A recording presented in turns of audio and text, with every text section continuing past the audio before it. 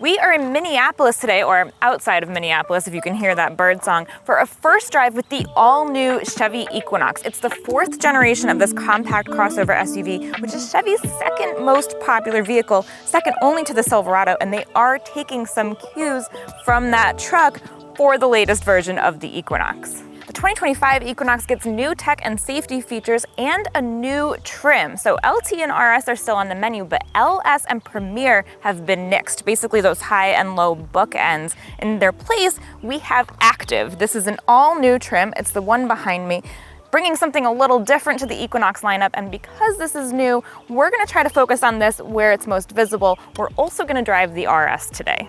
Chevy knows that people love Chevrolet for its trucks, and they've tried to bring some of that vibe, inject a little bit of that flair into their crossovers and SUVs as well. We've seen it with other recently refreshed SUVs. Now we're seeing it with the Equinox too. So for one thing, this whole grille is different. It was starting to look a little bit dated, and it definitely leaned more car-like before, but now we've got a darker grille, it's boxier. On the ACTIV in particular, I really like this dark chrome. The other thing I really want to point out, aside from new headlights, new DRLs, the dark badge. So both the RS and the ACTIV get this instead of the gold badge, and I think that that really helps make it look sort of less shiny, less, dare I say, chintzy. This definitely says truck to me. We can really see that in the side profile too, the way the grille leans forward. For example, it used to slope pretty sharply up into the hood, looking more sort of retiring, but now it's definitely assertive. This flat roof, same deal. I really like the white roof. This is an option on the ACTIV and the base LT trim. I think it looks great with this cacti green color. The RS trim gets a black roof, again, also available on LT. So that's kind of cool that you can get that two-tone paint job even on the base trim. Because this is the ACTIV, we have the 17-inch wheels, and you'll notice they have a bit of a chunkier design. They definitely look a little more adventure ready, which is the point of this trim. That's why it comes with all-terrain tires. RS, meanwhile, a little sportier, a little more high-end leaning, premium, you might say. That gets 19-inch wheels or available 20-inch wheels. But they all have the squared-off wheel arches. They all have lost the chrome here around the windows. Instead, we've got this sort of shark fin thing, again, similar to what we've seen on the new Traverse, which was refreshed for 2024. Now we've got the Equinox refreshed for 2025. At the back, again, quite different looking. To me, this says more speed trap than school pickup. For one thing, this part here used to be shield-shaped, opening upwards. Now it obviously opens downwards, making the vehicle look wider and more planted, and it actually is 2.5 inches wider than the old Equinox, so that's a very accurate impression. We've got the cladding coming up a lot higher. This whole dark part, again, makes it look meaner. Most importantly, the new taillights, really more aggressive and more decisive looking. The ACTIV gets this great interior color scheme. It's maple sugar and black. I really like this tan. I think it looks really nice. We've got Evotex seating surfaces, so not leather, and they have this faux suede insert. We also have Evotex in the RS, so let's switch to that one and check that out. So now we're in the RS trim, which is a great example of one of the things I really like about Chevy. They're sort of youthful interiors. Exteriors too, for that matter, but specifically with the interiors, they're not afraid to sort of play around with shape and color, and I really like that. So the vents, for example, first of all, they're round now. They weren't before, so that's a big change for the new Equinox, but the housing on them is really cool. It's got sort of like a subtexture underneath the glossy surface. The way it picks up the light is really neat, this red color and shiny. I like it a lot. I also really like the action on these. I've just realized you just give it a quarter turn to completely close it or open it up. It's really cool. It feels nice. It makes a satisfying click. Other changes, so the steering wheel is still the same general layout, but the shape is a little bit different internally.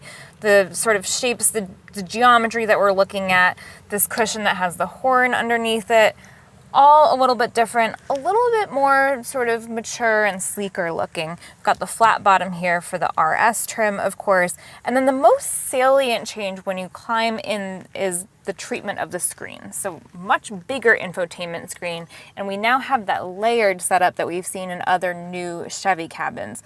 Another thing that we've seen in other new Chevy cabins, that we didn't have in the old Equinox. There's less of that really curvy, substantial cowl in the middle. It's more linear now. That sort of curve is pretty old-fashioned, and they have ditched it. The other big change, we used to have a lever style gear shift here, which I will say, I've said before, I am a fan of those. They've moved it up here onto the steering wheel, and it does free up space. So in this trim, we have a wireless charging pad, got room right there. Also gives us room for a new thing, which we will talk about in a minute. For now, I'll just finish up with the seats up here. So both Active and RS get the trim name on the headrest. I really like this torch red and Santorini blue stitching. I didn't think I was going to like those two together, but I actually think they look nice. There's not too much of the blue, so it's a nice little accent. Seats are pretty comfortable. We have standard heated front seats and a heated steering wheel on RS and Active trims. You can add heated rear seats, driver's seat memory, and front seat ventilation, all for $950, which is a pretty good price for all of that content. So let's check out how comfortable those back seats are.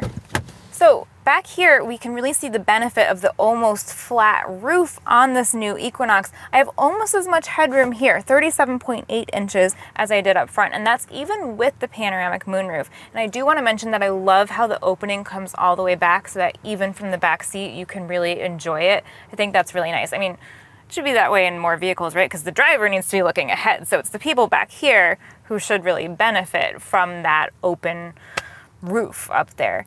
Now we've got a flat floor back here, which is kind of nice. So your person in the middle is not going to have to sit like this. And I would say plenty of legroom. I know that I'm not the best judge, but this really feels like a lot more space than I'm used to seeing. Now, cargo space is just a teeny bit smaller than the outgoing Equinox. We've got 63.5 cubic feet of cargo space with these seats folded down, 29.8 with them in place. And then there is a cool little compartment underneath the load floor back there. You can store something else.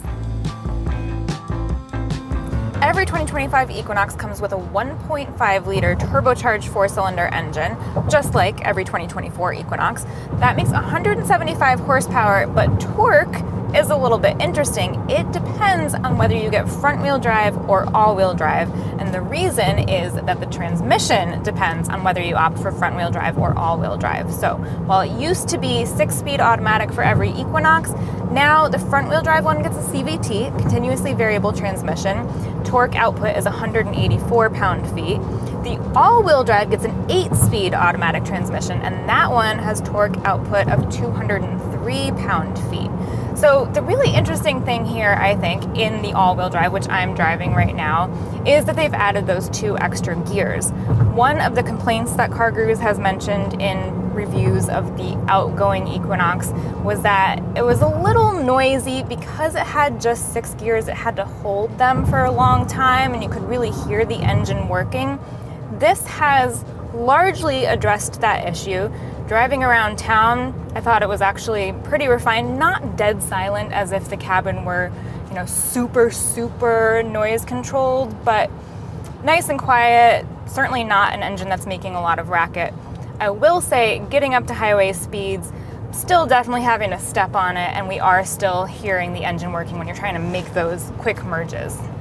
In addition to those new transmissions, here's another piece of news for 2025. RS and Active get this little rotator down here, which is the first ever instance of selectable drive modes on the Equinox. So if you have front wheel drive, you're gonna get normal and snow mode. Snow mode basically smooths out the torque delivery.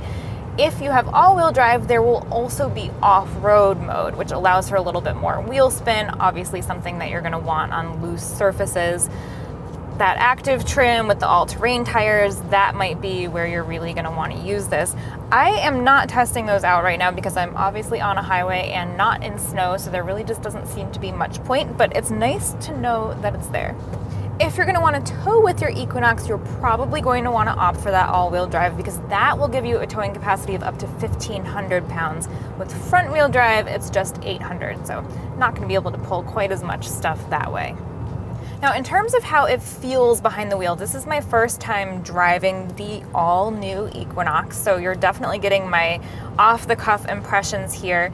First of all, I'm gonna say it is peppier than I expected. I actually had a little bit of a moment at the light Elliot had to hang on to the camera when we were pulling out of the neighborhood where we were based. So yeah, definitely a more responsive throttle than I was expecting, which is nice. It's peppy. Braking feels really good. I actually have no complaints whatsoever. In general, the fact that it is so sort of responsive at slow speeds and the steering is awfully light does make it feel a little bit kind of floaty, but I don't think that's a bad thing. In fact, I think it's something that with this kind of vehicle, most people are really going to enjoy about it. In terms of comfort, I'm finding it to be a pretty nice ride. It feels controlled. I'm not having a lot of body roll. Obviously, I'm going straight right now on the highway, so, but take my word for it that I have driven it through some curves as well.